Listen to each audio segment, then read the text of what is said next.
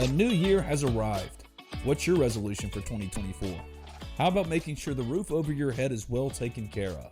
Riverland Roofing is here for all your roofing needs. Whether it's an inspection, a new roof, or a maintenance program, Riverland Roofing has you covered home or business to give you peace of mind in the new year. As a GAF Master Elite contractor, they can offer warranties that last a lifetime. Riverland Roofing is licensed and insured to service Mississippi and its surrounding states. So give Riverland Roofing a call today and make sure you and yours are protected all year round.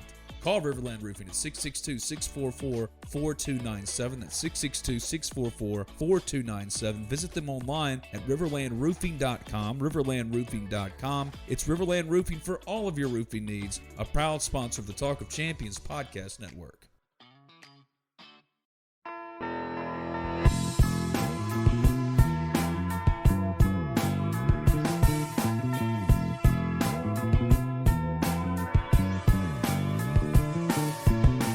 Welcome into the Flagship on this Monday, January 15th, 2024, a wintry edition of the Flagship on the Talk of Champions podcast network. I'm Ben Garrett at Spirit Ben on Twitter. I write for the Ole Miss Spirit, omspirit.com, and affiliate of On 3. If you haven't, you should sign up today because you can get a sub and talk about all things Ole Miss all day, every day at the Ole Miss Spirit, omspirit.com, affiliate of On 3 for the low, low price of $1. One.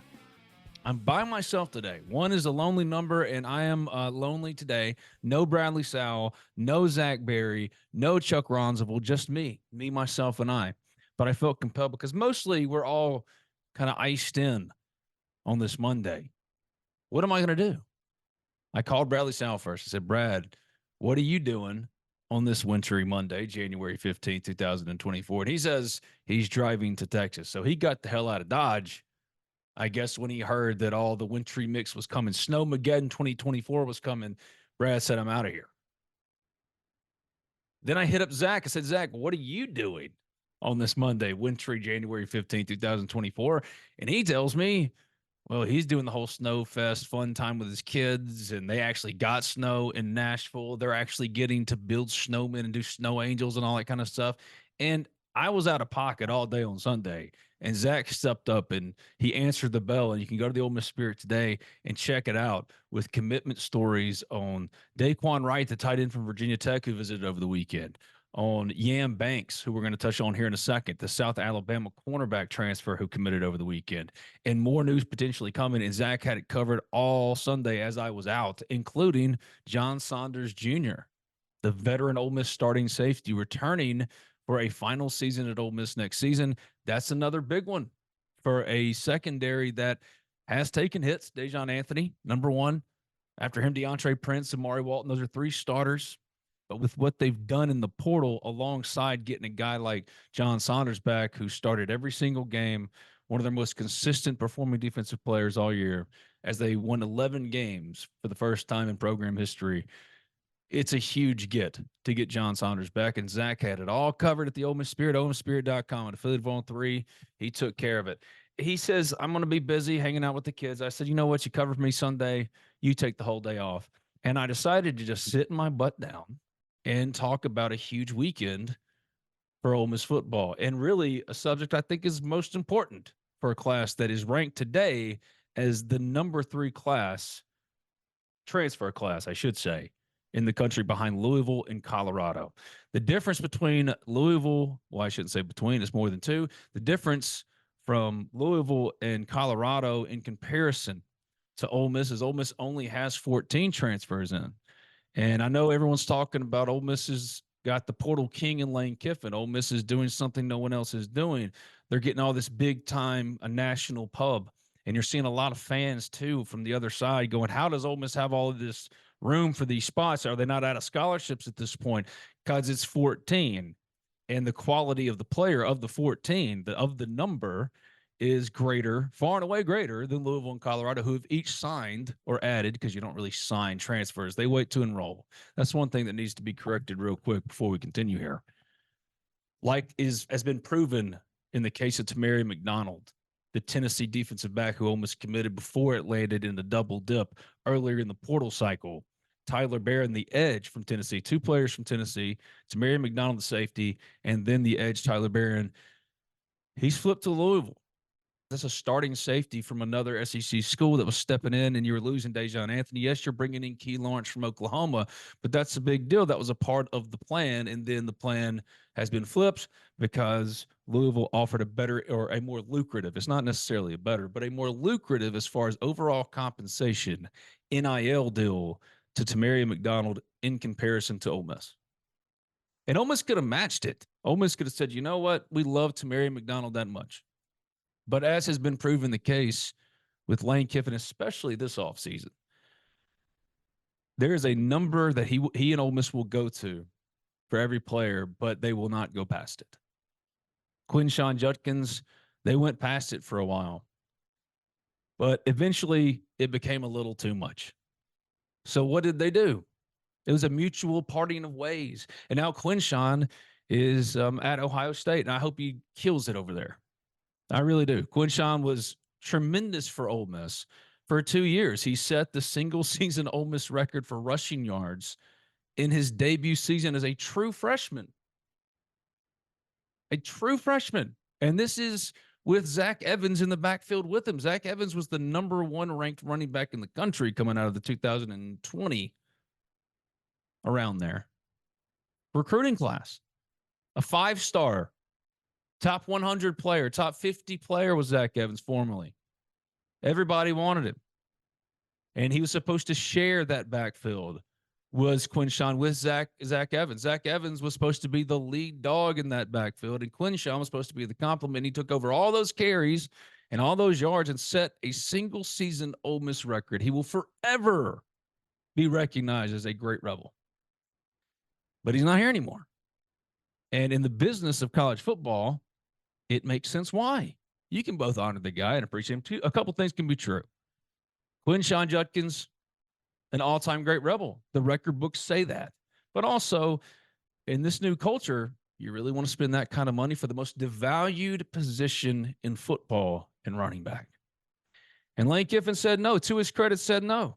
And I didn't know if he would get to that point, if he would ever get to that point, to where a guy like that, because this is not the first time. Quinshon isn't the first player, nor is it the first time Quinshon has had this kind of, hey, yeah, I know we agreed to this, but let's go back to the table again just because I've decided my value is more again. This isn't the first time this has happened. But I was waiting to see if Lane, once he got to that point with a star player like Quinshon, a huge name, because in the old days, a Quinshon Judkins leaving your program would be catastrophic. But that is not the current culture in college football. To Ole Miss's benefit. Quinshon walks out the door, and most of you really didn't bat an eye. Ole Miss is going to hurt losing Quinshon. He was a good player, but it's a running back. And when you're weighing the overall value of your roster, especially with the resources you have as limited to Georgia and Alabama, even Texas A&M, but just Texas A&M doesn't know what to do with their money. Ole Miss does, but it's still limited in comparison to Texas A&M. If Texas A&M can ever figure it out, watch out. Speaking of Texas A&M, Ross Bjork, former Ole Miss athletics director, is apparently the leading candidate to become the new athletics director at Ohio State. Ross and I had a great relationship at Ole Miss. He was a good dude. I'm not going to knock him personally. I liked him personally, but professionally, how does he keep falling up? It's a good gig if you can get it. It's a good career slope if you can get it, you know? Falling upwards to what will be a top 3 job, probably. It's not the SEC. So, but at worst, Ohio State's a top 5 AD job. And considering what Ross oversaw with the NCAA, the sham NCAA investigative case that Ole Miss dealt with for 6 years, and then got the hell out of Dodge, threw Freeze under the bus, and honestly, can't blame him there. But really protected himself. Everybody else kind of got in that NCAA investigative case of Ole Miss's. Barney got a 10-year show cause. Everybody else, on and on and on, got theirs in some way. And Ross got a promotion. And now he could be getting another one. But anyway, Ole Miss, as far as collective is concerned and its resources, it said, you know what, we're not going to pay that much money at that much more over market price for Quinshon and keep him just because he was a good Rebel. I didn't know if Lane had it in him. if Jackson Dart would have come to the table and done the same thing. What Lane did in making that move was tell the rest of the locker room, no one is above this team, even with the pro mindset. No one is. And Ole Miss, you would say, if you're a fan right now, you're going, oh, wait a second, but you're just saying this, you're a stupid homer, which probably. But you're probably thinking to yourself, Ole Miss would have taken Quinshon Judkins back in an instant. Maybe you don't know the situation here all that well, which is more than fair on its face. I would disagree, because Quinshon did try to come back. He took a shave from Ohio State and is now sharing carries with Travion Henderson, who announced last week, Friday actually, that he's returning and not going to the NFL draft. He is not making his Quinshon what he was making at Ole Miss. Far from it. He took a shave in overall NIL compensation to go to Ohio State and split carries. Before he made that move, he attempted to re-engage Ole Miss, and Ole Miss said, no, thank you. Wasn't rude about it. It is business in that way. But also the locker room knows it doesn't matter who you are. Just like in the NFL, if your time has come, and the bait will be cut. And I hope Quinshon absolutely crushes it at Ohio State. I really do, because he did something no other Rebel, quite literally no other Rebel had done in his 2 years at Ole Miss. So he will always be honored in that way. But Lane Kiffin showed in that situation that he'll make the call if necessary. Doesn't matter who it is. So Ole Miss is going to be smart in its allocation of resources. It's not going to go over the top for a player like Tamarion McDonald, who, Louisville gave him this much and flipped him. They flipped him. That happened. Ole Miss could have gone above and beyond, or matched Louisville, gone a little bit over what he was given, and gotten it done. But with the limited resources in comparison to Texas A&M, or in comparison to Alabama, Georgia, you name it, Ole Miss said no. We think he's worth this much. It's a business decision. It's not personal. So you can't take it personally then when he flips. What it should do then is encourage you even more when Ole Miss turns around and replaces Tamarion McDonald with at least an equal, if not potentially higher upside talent in Yam Banks over the weekend from South Alabama, the cornerback. First reported on the Ole Miss Spirit, OleMissSpirit.com, affiliate of On 3 by Zach Berry at Zach_Berry, our recruiting analyst. Yam Banks committed to Ole Miss over the weekend and immediately fills the void that was created once Tamarion McDonald flipped to Louisville. But even more than that, he's possibly an even better fit, and it's not just because he's the newest addition. I've been calling around about it, been asking. I don't know. I was on the side of, man, that's a big loss when Tamarion McDonald flipped to Louisville. Because I'm not a talent evaluator. I'm not a scout. I don't pretend to be either. I'm dumb. So I try to ask people who are. Bradley South, former Ole Miss offensive lineman, loves Yam Banks. He liked Yam Banks more than he did Tamarion McDonald even before all this stuff happened. When he emerged as a target for Ole Miss, immediately watched some film on him, looked at him. He's rangy as Yam Banks, 6'2", 195. You're losing both of your starting cornerbacks in DeAndre Prince and Zamari Walton. You need plug and play. And this is a starter. And Pete Nakos made a good point when I talked to him about Yam Banks in particular, on threes, transfer portal expert. So what do you think, Yam Banks? Yam Banks, he said, could have gone pro. He's a late round projection right now. Maybe he plays his way into the middle rounds, but next level talent evaluators, they liked him. And yet he's putting that off and coming to the SEC to improve that stock. This is a classic example of what the portal is, I think, was originally designed to be. It's not necessarily this now. It's morphed into something else entirely. But a lower level player who was not highly ranked coming out of high school, Yam Banks was in the 2000s as far as his overall rankings of prospect.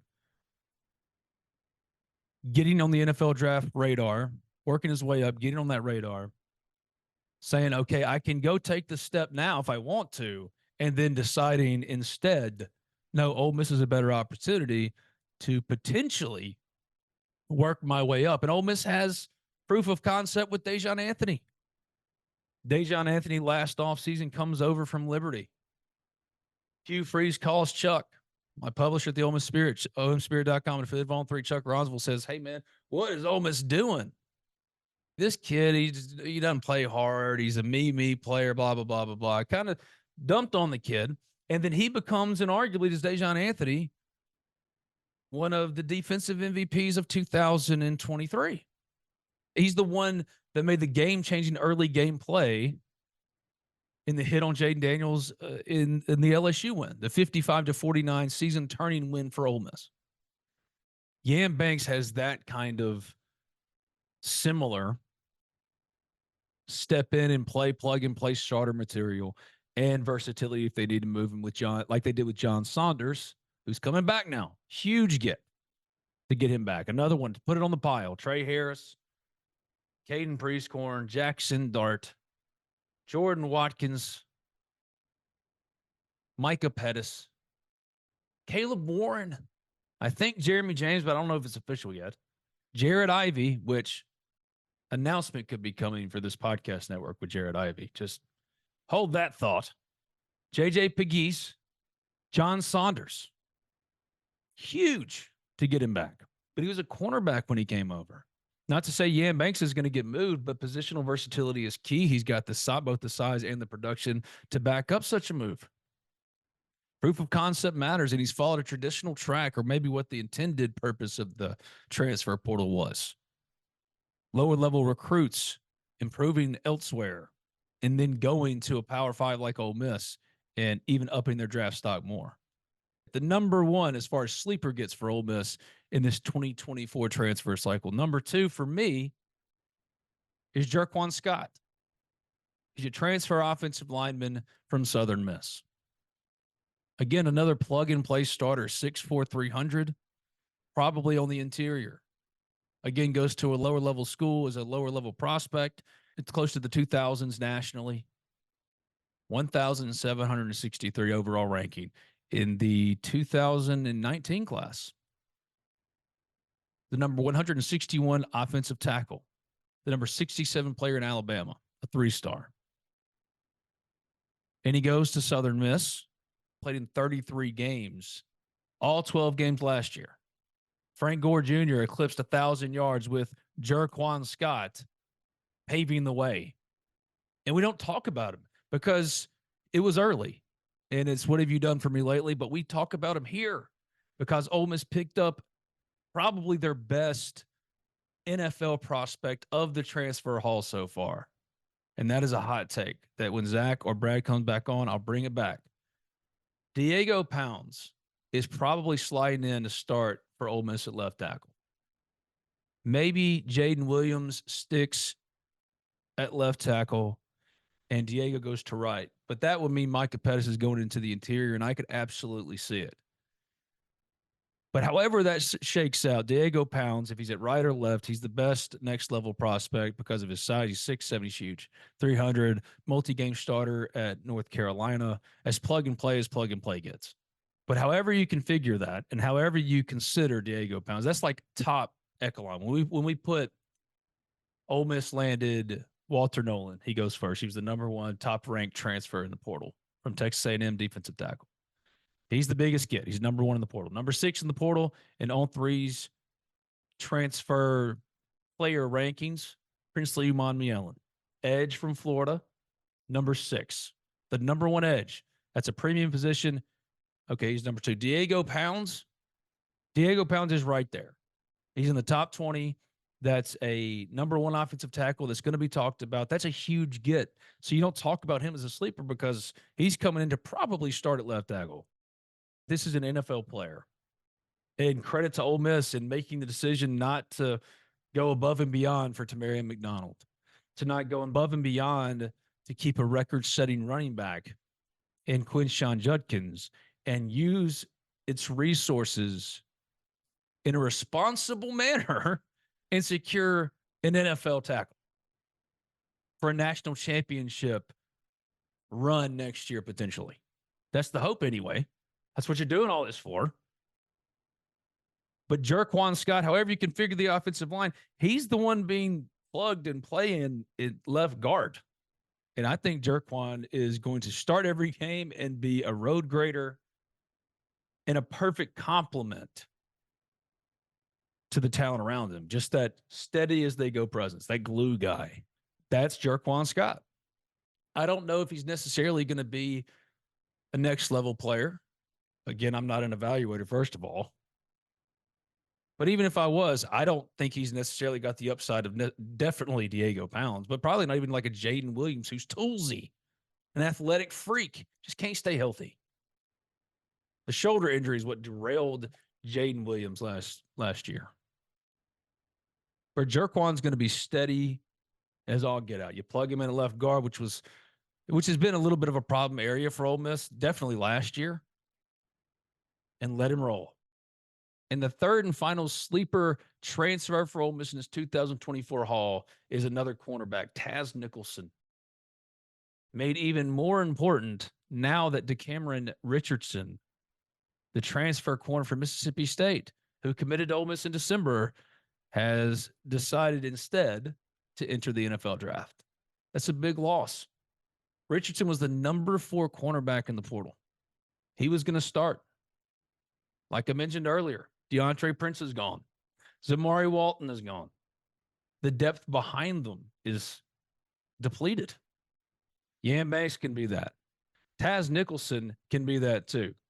I mean, he's coming over from Illinois, 40 tackles last year, starter in 2022 when Illinois was among the best in the country in pass efficiency. That's for a Brett Bielema team. He coached at Arkansas. Y'all know Brett Bielema. Rugged and gritty. Fills a need. But he's my third sleeper. Those are the 3 that are most standing out to me. And Ole Miss isn't done. Again, offensive line, they're never going to be done there. Running back, they're going to keep all their options open. And don't forget either, Ole Miss has historically gone year-round with adding talent. T.J. Dudley didn't get here till July and made his Ole Miss debut in the Peach Bowl. This new era is crazy. So Ole Miss will always be recruiting, always stay recruiting in the transfer portal under Lane Kiffin. And Lane will continue to make moves like hiring Brian Brown when no one saw it coming. Brian's a friend of the Ole Miss Spirit. We try to reach out and say, hey, man, are you in town yet? Because we know Lane doesn't like his assistants talking to the media, which is perfectly fine. No one's knocking it. Are you in town yet, though? Because we could talk to you beforehand. No, he's already in the building working. So, Brian, we hardly knew ye. I'll talk to you on the other side, I guess. I mean, this is the best staff Ole Miss has ever had. It's not even close. Top to bottom, the strength of the staff. Pete Golding and Brian Brown. I mean, there was a time when Ole Miss would have killed for just one of them with their resumes to come be a coordinator. Now, there are areas of that staff I would argue could be improved. You got Hugh Freeze begging Derek Nix to come be his OC at Auburn, but that's for another day on another podcast. But I'm not alone. No one to interrupt today, though. I've heard your comments. When Zach or Brad, whoever comes back and joins me for the next one, I will keep my mouth shut best I can. But we got through it, and hopefully I didn't bore you to tears. Until next time.